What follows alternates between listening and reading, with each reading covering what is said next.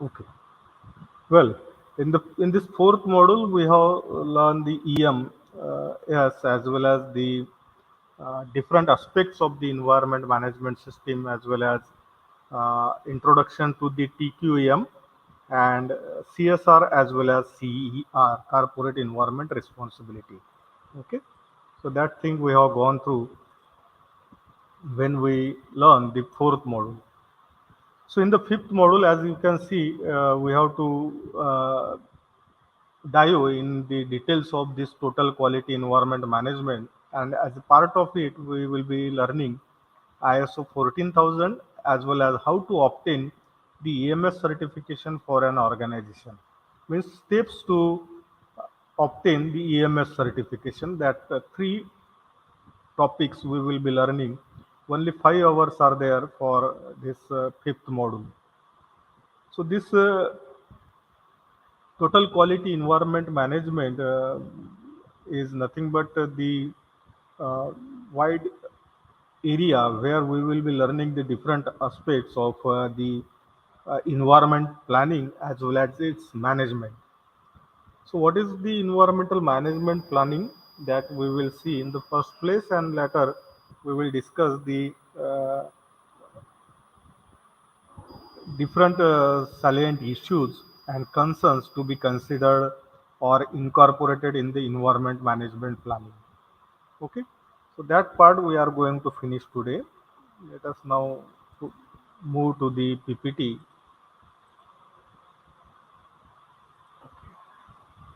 So I have put up few definitions of the environment management and its planning and planning. So we can say the this is nothing but a holistic environmental planning which will be required to carry out the successful environment management program in the organization. And while implementing it, we have to take into account the existing social realities because these are very crucial for obtaining the quality management. Okay.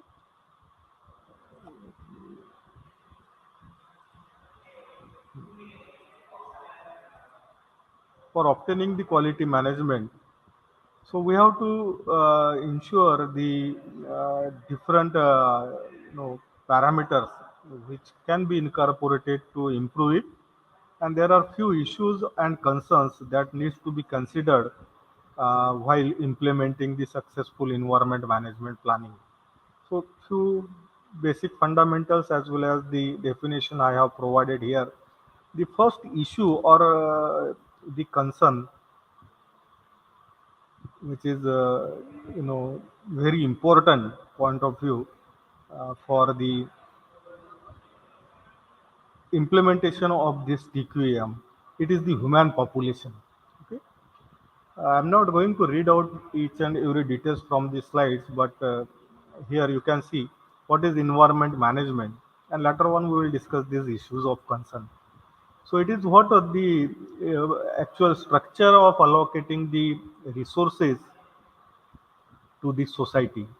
So resources shall be allocated in such a way that the resource shall satisfy the existing generation's need, but also it will be able to satisfy the coming generations too.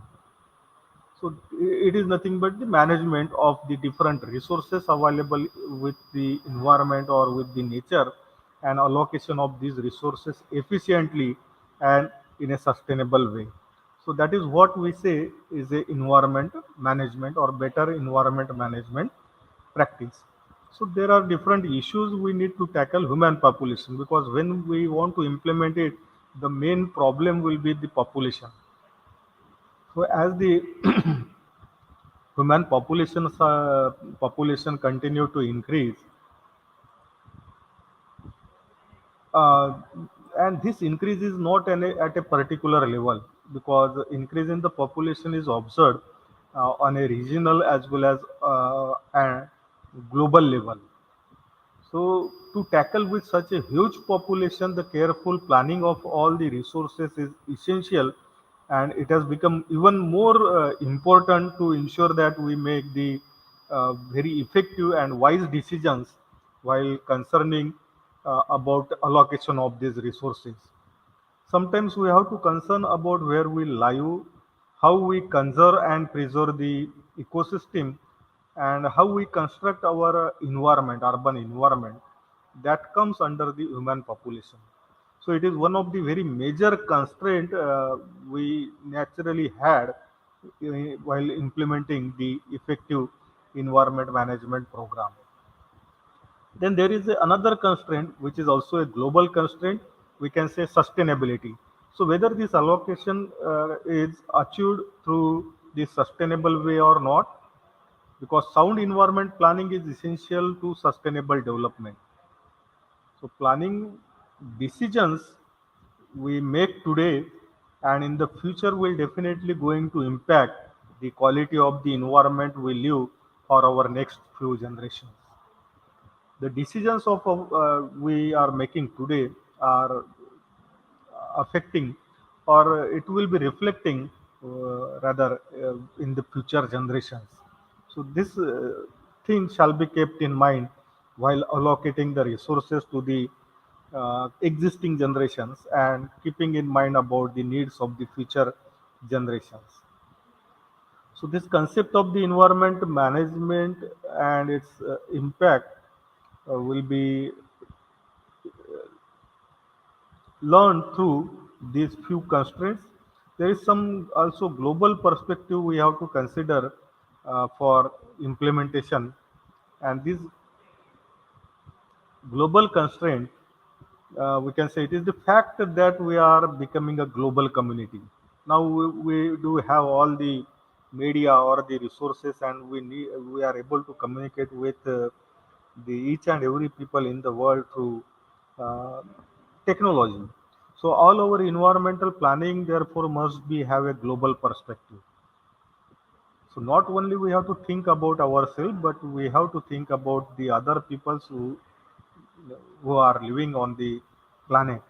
So development of international environmental agreement is essential because we do have the various conflicting interests.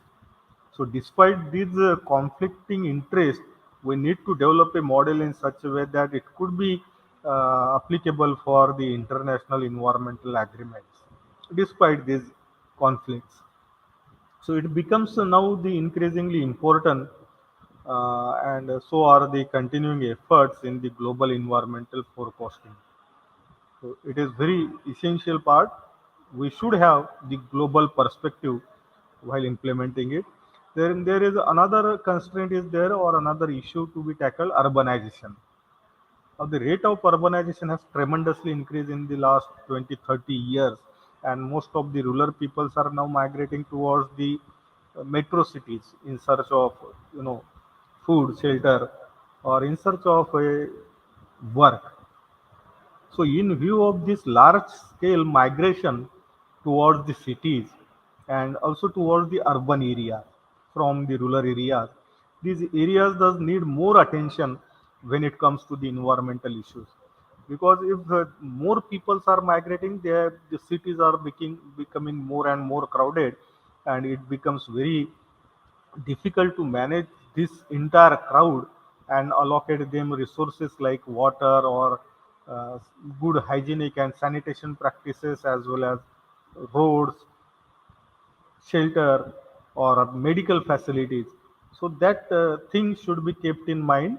One of our most pressing environmental needs is to ensure that our urban environment are carefully planned so that it could maximize human well-being and minimize effects of the natural hazards and the pollution, because it is indirectly affecting the existing population of the urban and the metro cities, and while accommodating the needs of this new migrated crowd, that thing is to be kept in mind. Okay, because air, water, and land is what is essential to satisfy the needs of this huge migration. Then there is another point which we need while implementing this environment management. It is the newer and the emerging technologies.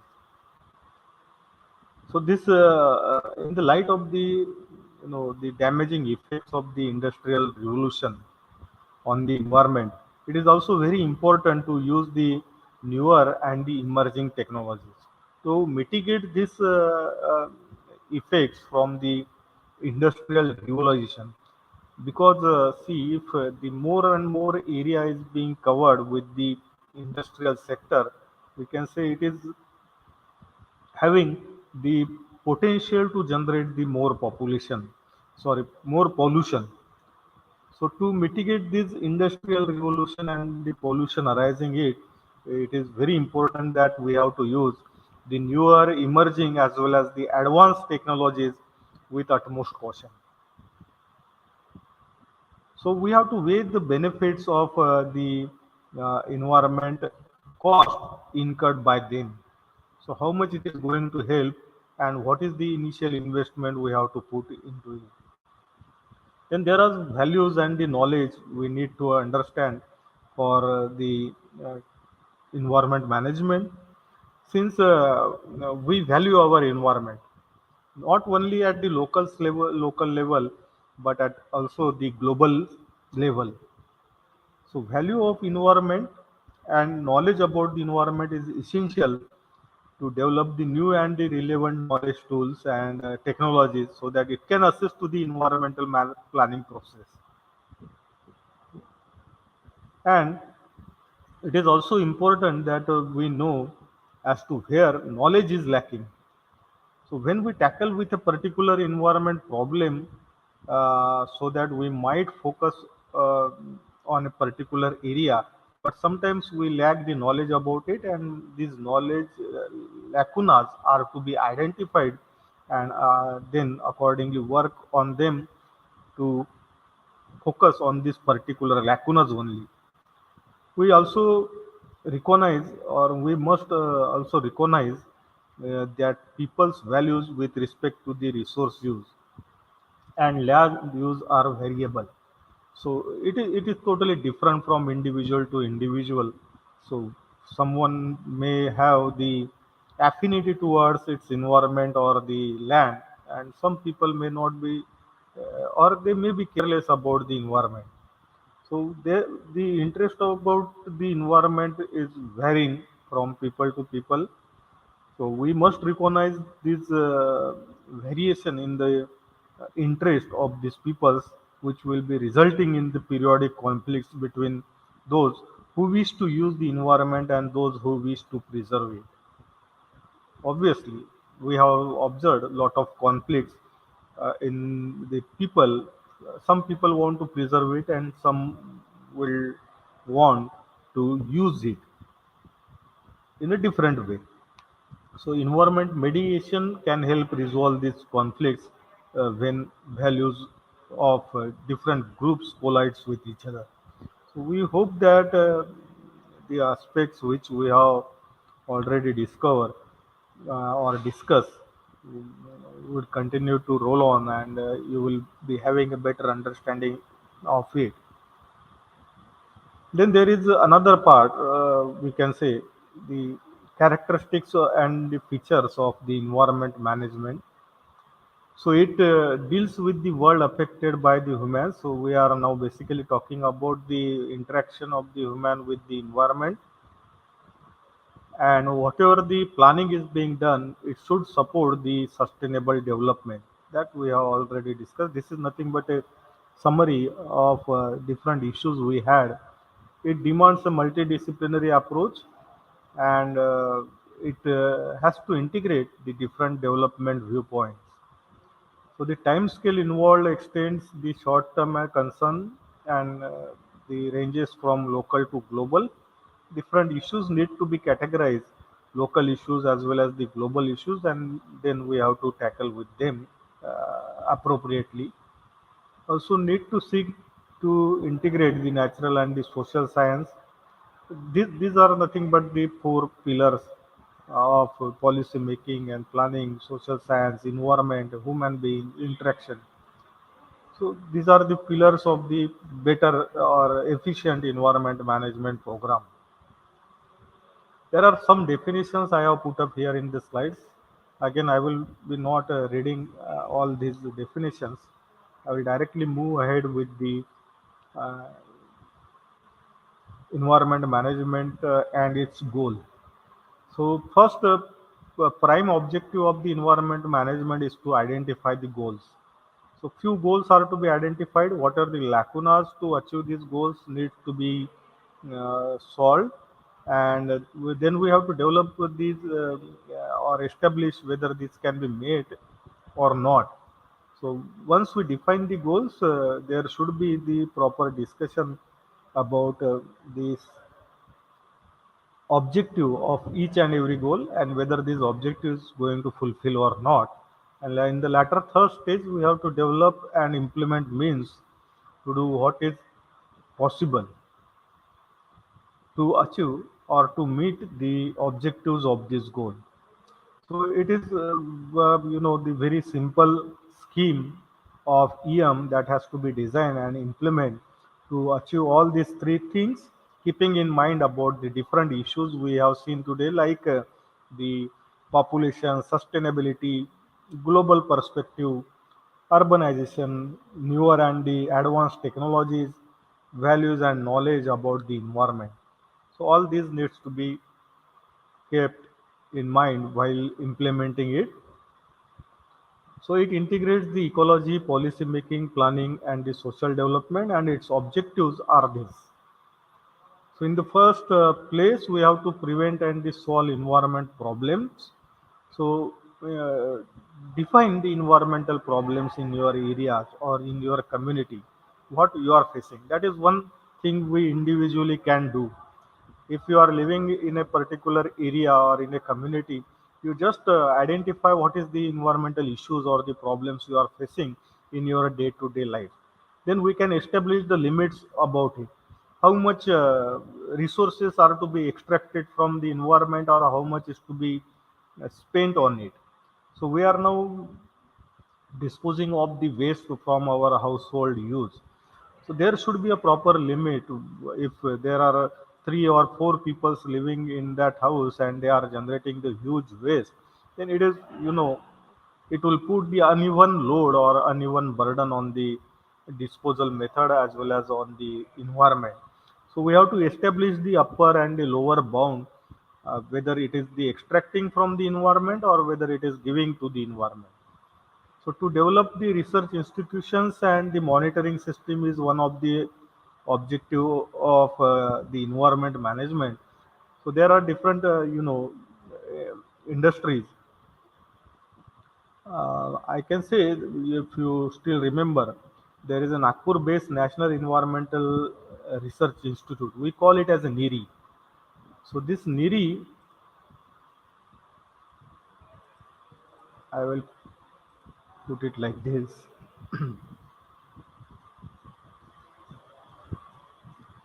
NIRI, National Environment Research Institute.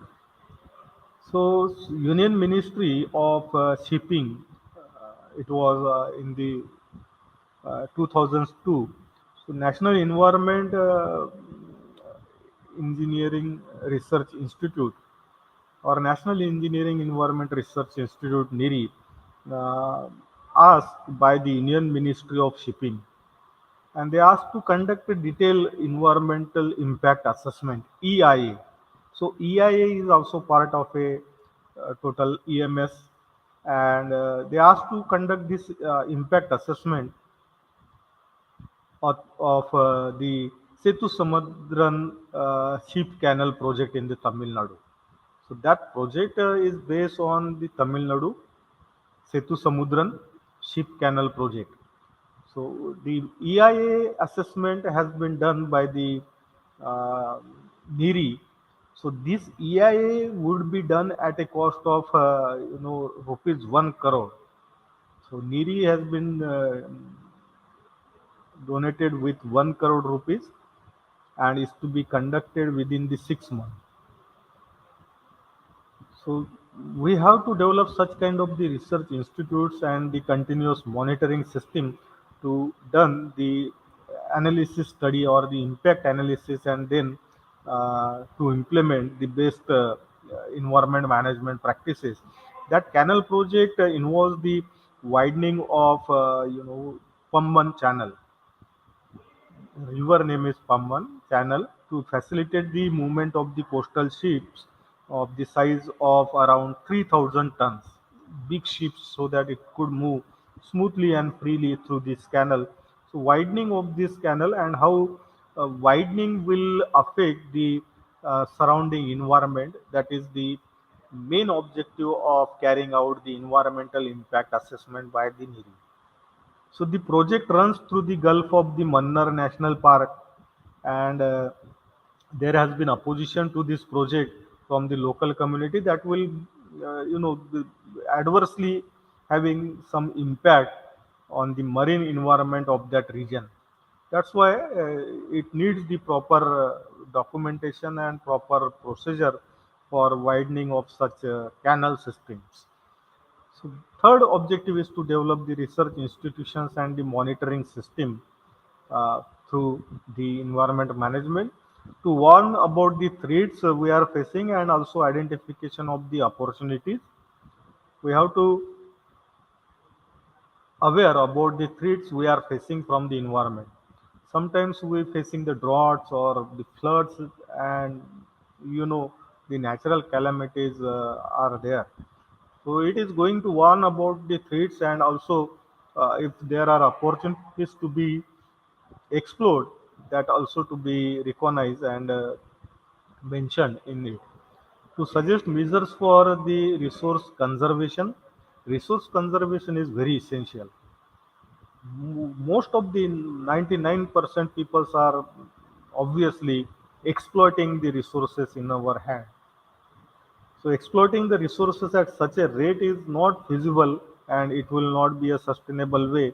And definitely our future generations are going to face some issues. And nowadays we are observing the reflection of it because of the exploitation of the resources. Water scarcity in some of the region of the Marathwada. We have to face the water by train and distribute it in that region. So it's what, instead of having the growth of our nation, we are being continuously stretched down because of these activities about the tackling of different natural calamities. So whatever amount we are going to spend on the development, that amount is then to be diverted to raise the water, to distribute the funds among different community for drought affected areas or whatever it is.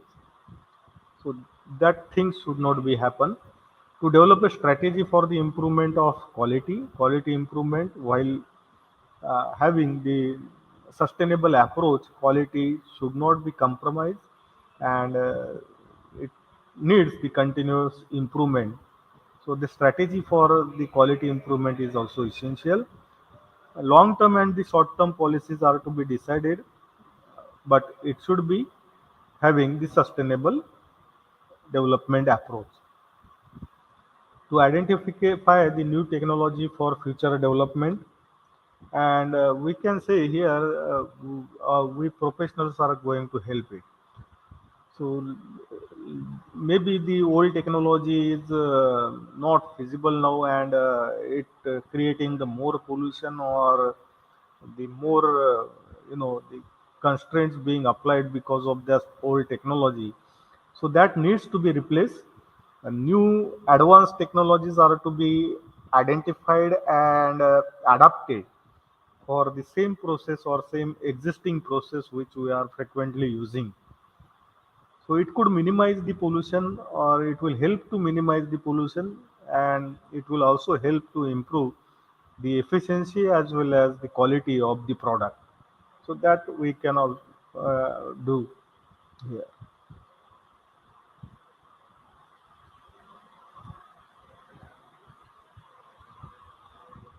Environmental planning in India. So what about the our country? How we are pursuing the environment planning and its management in our country? That is the topic here. So we in India is a country where all the components of the environment have been considered as the life support system from environment from ancient times. So from ancient times we are worshipping the trees or some uh, goddesses or gods, and for rain we know we are having one god, and for soil we are having another god. So we are worshipping all the elements from the environment, most of the population, and one and every element is now to be considered as a life support system in our country. And also their protection has been the paramount importance. We know the Chipko movement. So Bishnoi community have started this movement by not allowing the falling of the trees by the in poachers. So we are protecting our elements from the environment. We are now keeping it as a or giving it as a prime importance in our life. So the air, water, land, soil, river, vegetation, trees, animals. So all these are now considered as sacred in one form or the other form. So there was a general public opinion to protect all these elements of environment and as a part of a religious activity. So we are quite aware about all these environment as compared to the issues being tackled by the another European countries or the developed countries. So these prime important elements are now the part of our life, and we are always trying to give the first importance to these environmental elements.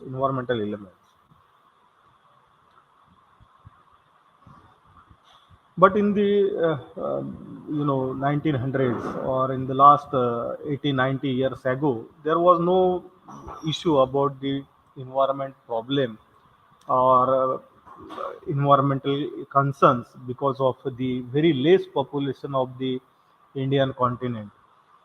And also the peoples are were having the very simple life pattern. They don't have too much needs or wants, and gradually, especially during the present century, the last couple of years back, with the growth of the population, we are facing the revolution in the industrial sector. Also urbanization, migration from the rural areas to the urban part, as well as to the metro cities, and the growth of the other economic activities. The problems are developed. So because of all these activities in the last century, now we are facing the environmental problems. So proper planning or the strategy is very important in India, in our country specifically, when we treat it as a sacred object from the environment. So there are few articles or legislations for the environmental planning in India that is mentioned on the slides. Most of the government as well as the non-government organizations are trying to conserve the resources and also to control the population by the several means. So government has also assisting such initiatives about the environment assessment and its protection. So even before independence of our country, some laws have been enacted for the protection of the environment. It is mentioned here Indian Penal Code of 1860. So these articles from 268, 290, 291, these are related with the environment and its protection. And similarly, Article 277 was related with the pollution of the water, and 278 with the air pollution. So already few legislations are enacted in the India before the independence, and after independence, we do have the major acts for the protection of the India. Even Indian Motor Vehicle Act 1938, it was established in 1938, and there was a provision of pollution control through the vehicles in the India right from 1938, and we are still making the amendments in that act. Then Indian Forest Act was passed in the 1927. It was all before the independence. So after independence, we have come up with some serious efforts, and now the legislation has become stricter as compared to the pre-independence era, and it is now mostly focused on the conservation and protection of the environment. So the act and laws passed during the last 60 years is what we can say a major step taken by the government of India for the protection of the environment, and these are few of the prime important act about environment. Prevention of Pollution of Water, Damodar Valley Act is enacted in 1984. River Board Act for the protection of the river and to prevent it from the pollution in 1956. Water P&C, Preservation and Control, Water Pollution Act, P&C in 1974, and then amendment has been made in 1977.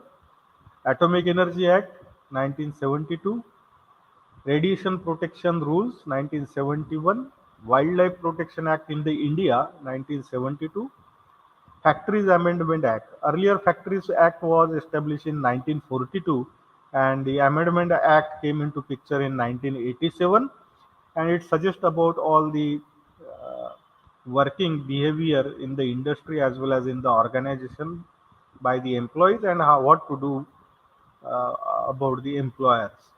So Environment Protection Act in 1986, EPA we call it EPA, and Central Motor Vehicle Rules 1989. So these rules we are still following. If you have a look at your license, you will see that it is in accordance with the Central Motor Vehicles Rule 1989. So that act, which was prior to the independence, was then modified, and now we are using these rules came or in force in the year 1989. Okay. In 1997, Indian government took major step in the form of this 42nd constitutional amendment. So Article 48A has now imposed on a state. So it is a duty of a particular state to protect and improve the environment and to safeguard forest and wildlife of the country. 48A. Then there is 51AG article which imposes on citizens of India, and it is also a duty of Indian citizen to protect the environment, forest, lakes, rivers, and wildlife, and to have compassion for the living creatures. So hunting is now prohibited because we need to adopt a policy through this 51A article, live and let live to the other species in the environment. Then there is the establishment of the Ministry of Environment and Forest in 1980. That is another step taken by the government towards the protection and for policy making and the planning. Number of state governments have established a Ministry of Environment. So now each and every state having the environment ministry, and they are taking care of this legislation and the enforcement of the different environmental policies. CPCB, it is the central board. They take care about the measures of water and the air pollution control. Then there is the regional pollution control boards like the MPCB in Maharashtra, Maharashtra Pollution Control Board. So they will look after the pollution problems, issues, its origin as well as its mitigation in the Maharashtra state only. So each and every organization must obtain a certification from the MPCB about the compliance of different regulations. So breaching the compliance will lead to the closure of that company. In the contrary, there are various research organizations and the institutes like the national laboratories. One is located in Pune National Chemical Laboratory. Another one is National Chemical Laboratory in the Hyderabad. IITs and the different various university departments have been established so that the study about the impact assessment as well as research that we done in the field of environment protection only. So that already being done by the Indian government to protect the environment and to implement a better environment planning in the country. But still, there is a long way ahead to be done, and we need to achieve more and more through the best environment planning practices. Okay. Now, the second topic from here, to have the good TQEM, total quality environment management, we need to adopt some system, EMS system. So EMS we have seen basically there are three models, but we will look here or we will compare here only two models, EMS and EAMS. EAMS is Eco Management Audit Scheme, EAMS. That and EMS like 14,000 needs to be studied in detail to have the understanding how to improve the quality of the environment and how we have to allocate the resources among the current generation and the future generations. Okay.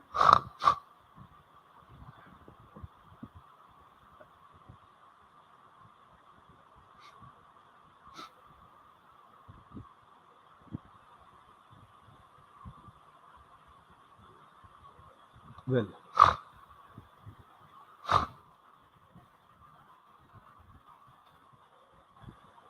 so we have seen the different management tools.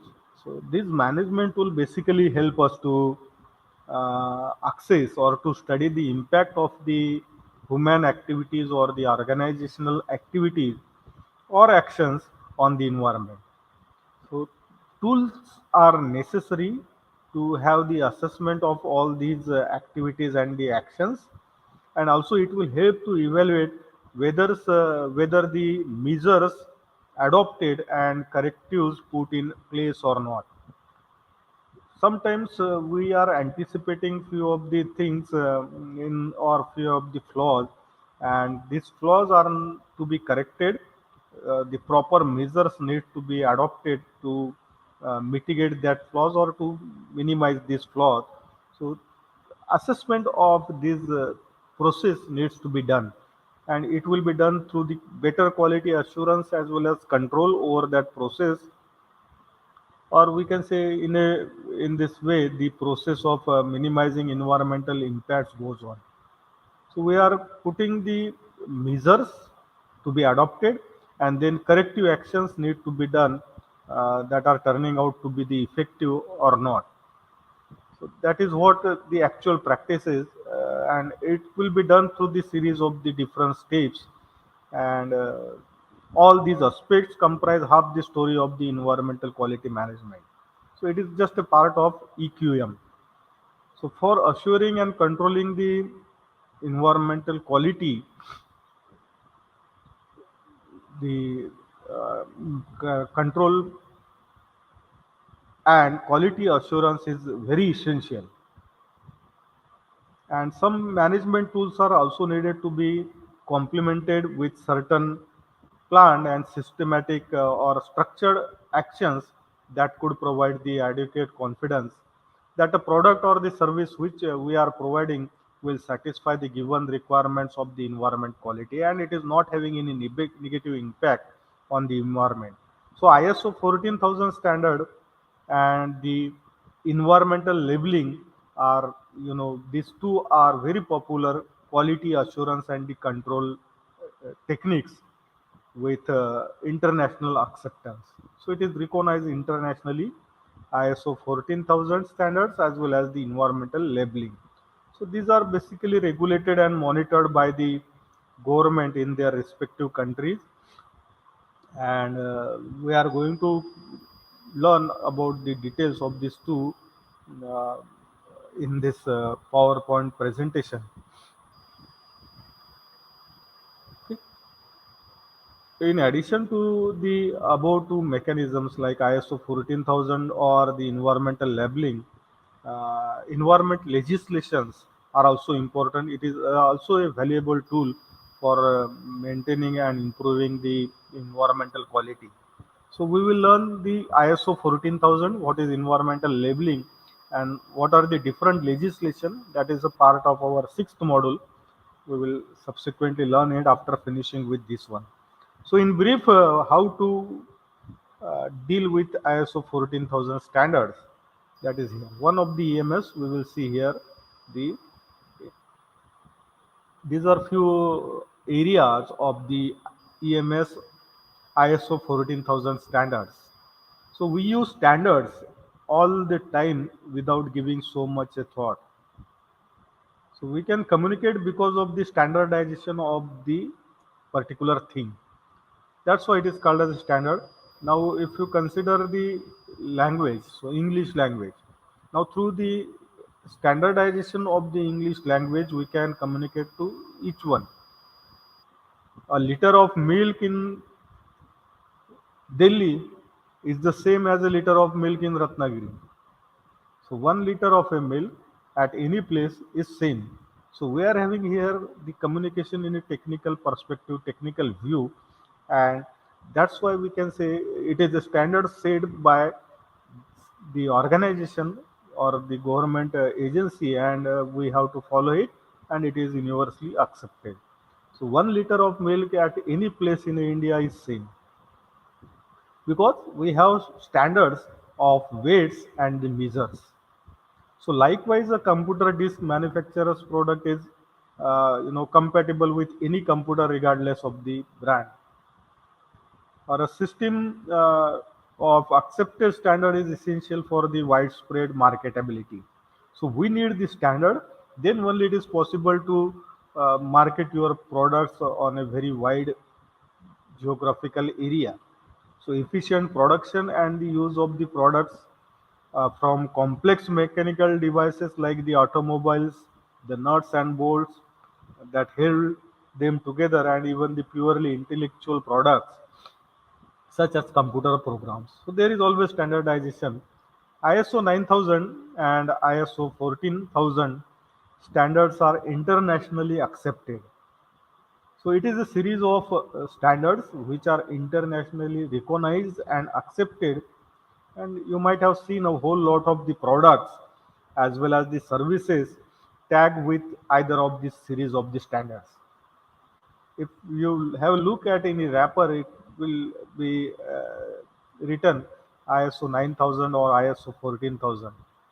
So let us now see what are these standards about.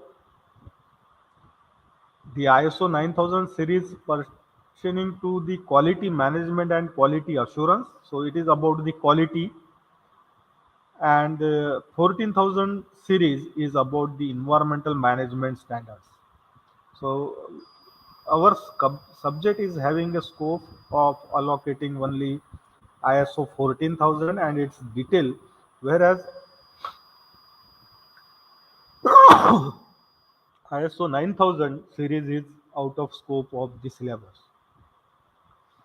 So these ISO 14000 standards being relevant to the present curriculum of your syllabus, and we are going to discuss it. What is the genesis for this ISO 14000?